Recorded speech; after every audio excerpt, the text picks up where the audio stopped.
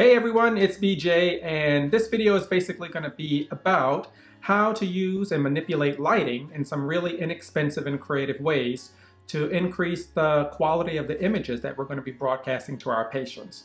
It's really simple, it's not complicated, and it's pretty inexpensive as well. So stay tuned and I'll show you. So first thing you want to do is really think about what device are you going to use to have your teleconference. And that device may be different depending on your location. Sometimes all you have is a webcam. Sometimes all you have is the forward-facing camera on your laptop or on your desktop, or you may just use a smartphone and just use the forward-facing camera on your smartphone. For this video, I'm actually using a DSLR camera, and that's the camera that I'll basically be using when I do the telehealth conferences. But if you don't have a DSLR camera at your disposal, there are other options. So let's start with the most basic first. Let's start with the smartphone, the handheld device. So if you're just going to use your smartphone in order to have a conversation with someone, what you can do is something really simple. You can use something like this, which is basically a little ring light that you attach to the top of your phone and then turn it on, and that's about all you need. It sort of increases the quality of your image just using this phone right in front of you. Okay, so it's a simple device. You can get this on Amazon, and there's different shades of brightness. I would always start at the lowest part first, and then if that's not enough light, you can always increase it. But simple, inexpensive, you can get it, on Amazon. Now, holding your device in your hand can be a little bit distracting because it's almost impossible to remain completely still, and there's camera shake and you're unsteady. So if you do have to use your smart device, my recommendation would actually be to put it on a tripod. You can get this very inexpensively at Best Buy, and this is what I use when I want to use my mobile phone to shoot video. I usually put it on a tripod. So for those of you who won't be using your smart device, you'll more than likely be using your laptop or your desktop. What you want to make sure is that the forward-facing camera of your laptop or your desktop is as close to eye level as possible. That way you can connect with the person on the other end of the camera. So now you're looking at me through the forward-facing camera of my laptop. Obviously you notice a big difference. One of the main things that you do notice is that you're looking sort of at me from my chin down, and it's actually not as dramatic as I've seen some videos. There's a lot of space up here, and you don't want to have too much space between the top of your head and the camera. My eye level is actually probably about a good 7 inches above where the camera is actually located. You can adjust the camera. That's one of the ways that you can do it. And so even just adjusting the camera is better. What I would end up having to do is to bring the laptop higher and then be eye level. So what you want to do is you want to try and get as best eye level with the camera. So that may involve you having to prop some books underneath your laptop. That may involve you actually having to sit lower than you're accustomed to sitting if you're sitting at your desk.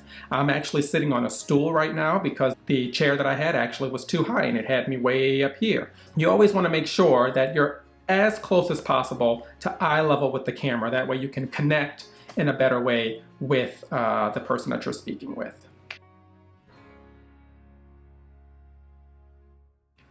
So one of the easiest, simplistic, and probably cheapest ways to light yourself when you're doing a video is to probably use a ring light. That way you can actually shoot through the center of the ring light. I'm actually using a ring light now. One of the drawbacks of using a ring light is that sometimes you can see the reflection of the ring light in your eyes. The other thing is it kind of gives a music video look, which may not be the look that you're particularly going for. So if you want to use a ring light, you can accomplish what you want to accomplish, and I'll show you guys a picture of what that looks like. So here's the ring light with the camera shooting through the center of the ring light. Now, if you really want to go all out, you can use the 3-point lighting system. What does that look like? So you have 3 lights involved in lighting the subject. The first light is going to be your key light. Your key light is the brightest light, and it's going to be in front of you but at a 45-degree angle. What you'll notice though when you turn that light on is that it will create a lot of shadows on this side of your face. Your fill light fills in the shadows. So you put that light on the other side of your face at a 45-degree angle, It's not as bright, so the intensity of that light should not be the same as your key light. It's just to sort of fill in some of the shadows that are created. So again, key light, 45-degree angle, fill light, 45-degree angle, and then that last light is your hair light. So you want to be able to do something to separate yourself from the background so that you don't sort of blend into the background. So in order to do that, you want to shine a light in your hair and in the hair area. So I've got a light here, and as you can see, my hair is actually really lit. Actually, it's lit a little bit better than I'd like it to be because I'm losing my hair. And what it basically does is it sort of differentiates me from the background. And that may not be obvious to you by looking, but if it were not there, you would really notice the difference in the quality of the image. So you don't want your image to look really sterile. And one of the ways that you can do that is you can use, lights that are actually already in your room. I'm using this lamp here as not that it's providing an enormous amount of light, something in the background, it creates some ambient lighting to try and make the image look just a little bit more homely and more appeasing to the eye. If you're an eyeglass wearer, that can become distracting if you're seeing a reflection of the lights in your eyeglasses. You may see the lights reflected in my glasses. So what I would recommend is if you don't have to wear your glasses, I wouldn't recommend wearing glasses. But if you really have to wear glasses, otherwise you're blind, what you'll have to do is you'll have to put the lights higher out of the frame so that they're not reflecting back into your camera.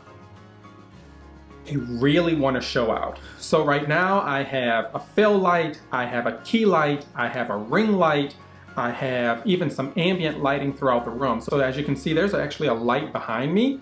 And that light is just to create some differentiation, something to make the image a little bit more visually appealing. There's some cheap, inexpensive lights that you can get, on Best Buy or Amazon.com. So let's review. If you want to go really simple, really cheap, you can get something like this, and you can clip that right to your smartphone. If you want to use a larger ring light, you can use the ring light that I showed you in the video. If you want to really go all out and do a 3-point lighting system, you just make sure that you have your key light, your fill light, and your hair light. You can do some background lighting like I've got here. If you have any questions, feel free to reach out to me. That's how I created this image. Thanks. Bye, guys.